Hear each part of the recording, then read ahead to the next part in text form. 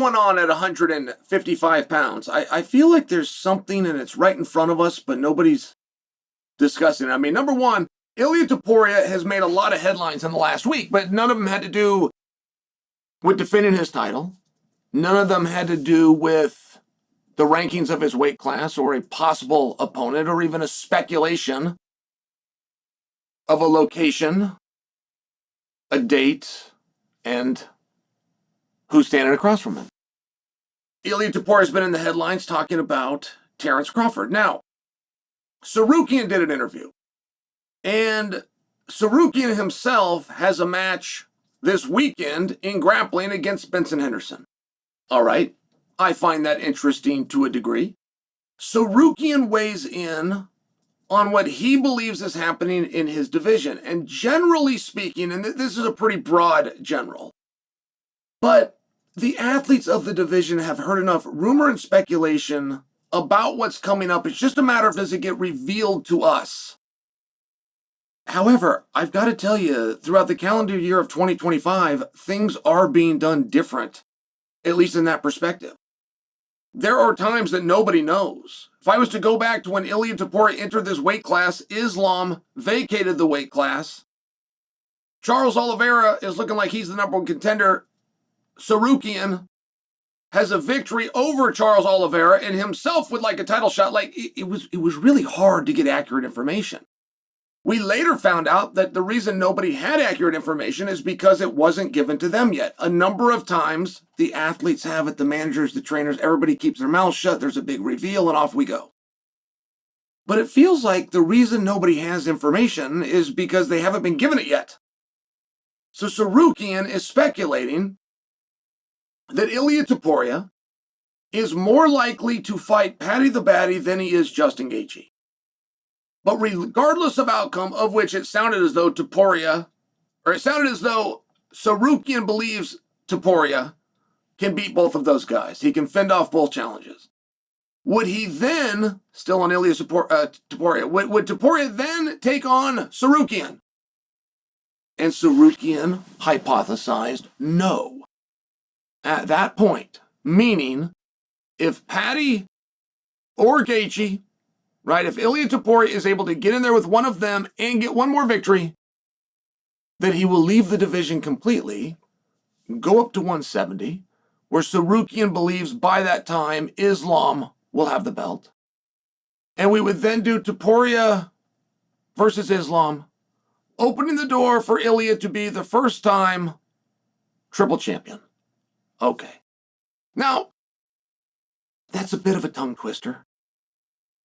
But the largest takeaway that I had from reading that whole thing and all these different names and talking about Sarukian's going to grapple and talking about who's next for Ilia and then knowing Ilia's wish is to actually be in a different sport completely against Crawford.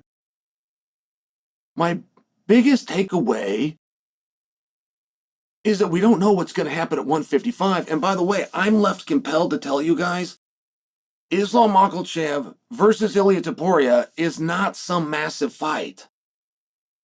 I know there's some nut huggers to those two guys and to that weight class specifically.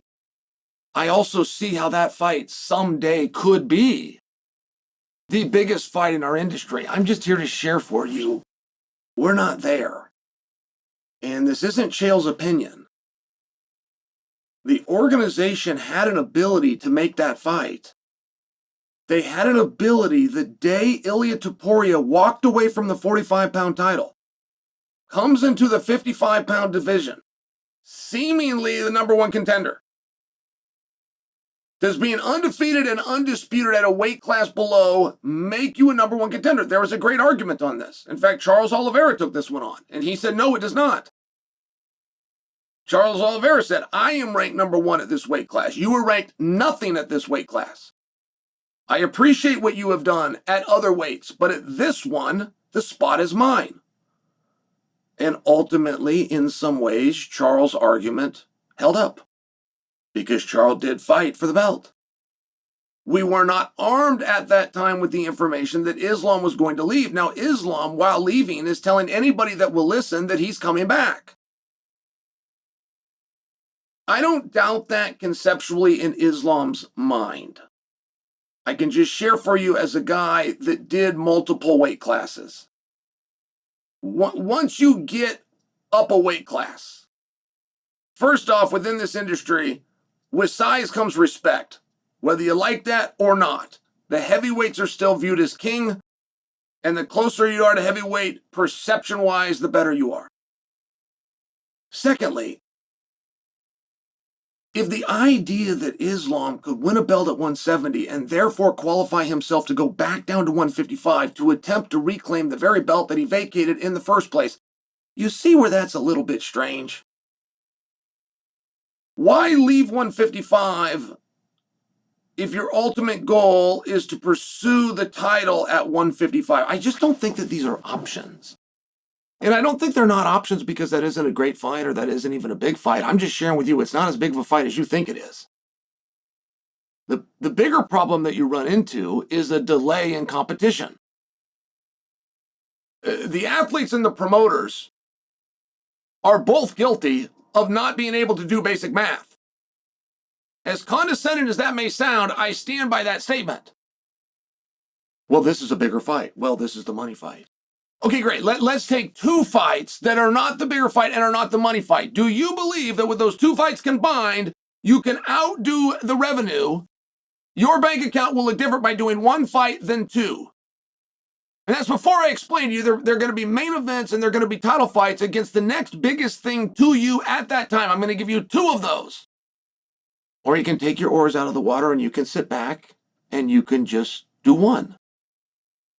And for the guys that stay active and stay busy, every time the math goes in their favor.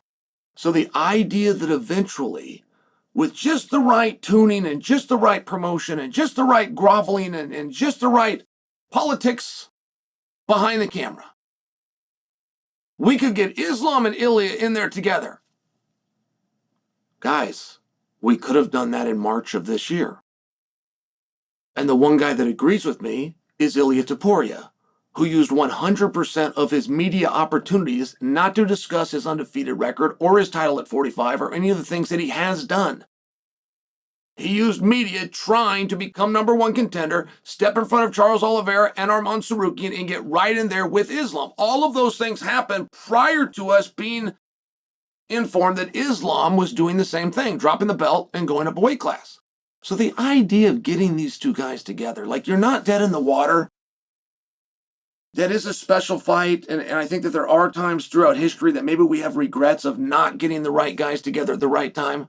Maybe George St. Pierre versus Anderson comes to mind, or maybe even Anderson versus Jon Jones comes to mind.